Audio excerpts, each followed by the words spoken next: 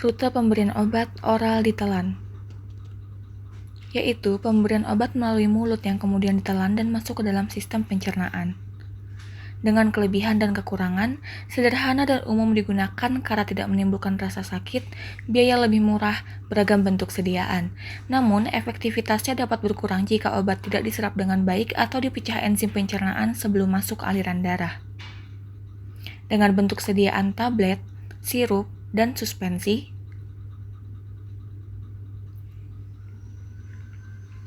juga eliksir, kapsul dan pil, dan lozenges.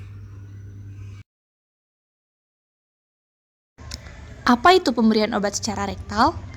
Pemberian obat secara rektal dilakukan dengan cara memasukkan obat ke dalam lubang anus. Umumnya, obat yang diberikan melalui rektal ini dapat meleleh, melunak, dan melarut dalam suhu tubuh. Pemberian obat secara rektal ini dilakukan pada pasien yang tidak kooperatif seperti pasien tidak sadarkan diri, pasien operasi, dan pasien yang tidak memungkinkan pemberian obat secara oral. Tujuan pengobatannya yaitu yang pertama penggunaan lokal, memudahkan defekasi serta mengobati gatal, iritasi, dan inflamasi karena hemoroid. Yang kedua, penggunaan sistemik, di mana aminofilin dan teofilin untuk asma, chlorprozamin untuk anti muntah, klorat hidrat untuk sedatif dan hinotif, aspirin untuk analgetik antipiretik. Bentuk sediaan obat secara rektal yang pertama ada suppositoria. Suppositoria merupakan sediaan padat dalam berbagai bobot dan bentuk yang diberikan melalui rektal. Contoh obat suppositoria ada dulkolak dan mikrolak. Selanjutnya kita masuk ke pemberian obat secara parenteral atau yang biasa disebut sebagai injeksi. Didefinisikan sebagai pemberian obat ke dalam jaringan dan sistem peredaran darah melalui suntikan. Yang pertama ada intravena. Metode ini digunakan melalui pembuluh darah dan digunakan untuk obat yang besar dan cepat. Dibagi menjadi dua, yaitu intravena standar dan kateter vena sentral. B. Intramuskular, yaitu injeksi ke dalam otot tubuh. C. Intradermal, biasanya disuntikan di bawah dermis dan digunakan dalam vaksinasi. D. Penyuntikan obat ke dalam hipodermis, yaitu lapisan kulit yang berada di bawah dermis. Ini digunakan untuk injeksi perlahan. E. Intraarteri, yaitu injeksi obat langsung ke pembuluh darah yang membanjiri organ tertentu. F. Intravekal, yaitu injeksi yang disuntikan melalui jarum yang sudah dimasukkan ke celah antara dua tulang belakang. Selanjutnya, intraperitonia biasanya digunakan dalam injeksi kepada hewan atau tikus. Selanjutnya, intrakardiak, yaitu injeksi yang disuntikan langsung ke dalam otot jantung atau ventrikel dan tidak boleh mengandung bakterisida. Lalu ada intradural yang disuntikan ke saraf tulang belakang.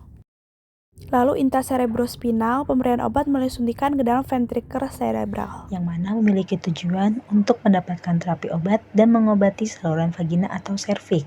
Obat ini juga tersedia dalam bentuk tablet vaginal dan juga ovula yang mana digunakan. Selanjutnya ada bentuk sediaan obat vaginal, yang mana bentuk sediaan obat vaginal ini ada dua. Yang pertama itu ada tablet vagina, yang kedua itu ada ovula.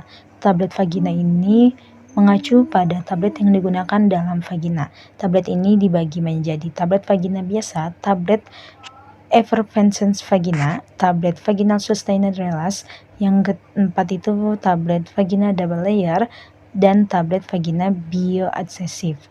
Adapun bentuk sediaan obat dari vaginal yang kedua itu ada ovula. Ovula ini merupakan sediaan padat yang digunakan melalui vagina, yang mana umumnya ini memiliki bentuk bulat seperti telur, dapat lunak dan juga dapat larut serta dapat leleh dalam suhu tubuh. Ini terdapat contoh sediaan tablet vaginal. Yang pertama itu ada fluomycin, yang mana obat ini digunakan untuk infeksi vagina seperti keputihan. Selanjutnya ada nistatin. Nistatin ini digunakan untuk mengobati infeksi vaginal karena adanya kandida pada vaginal. Selanjutnya ada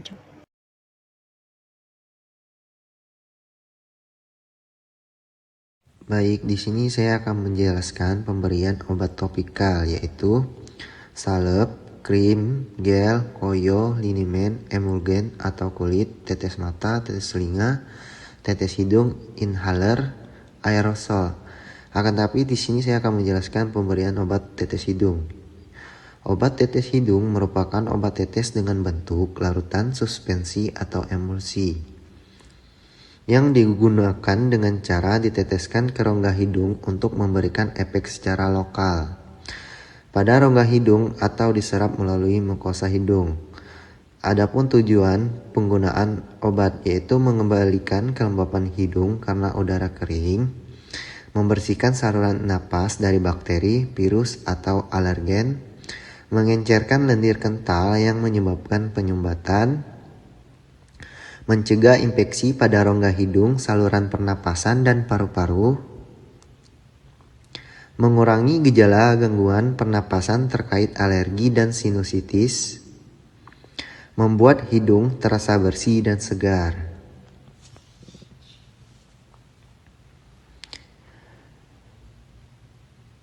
Adapun cara penggunaan obat tetes hidung diantaranya yaitu cuci tangan menggunakan sabun dan air mengalir,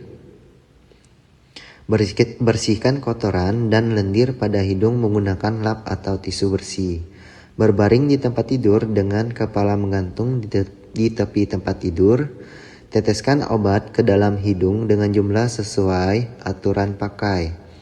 Pertahankan posisi kepala selama 2 menit agar cairan tetap berada di rongga hidung atau tidak langsung keluar dari hidung atau turun ke tenggorokan.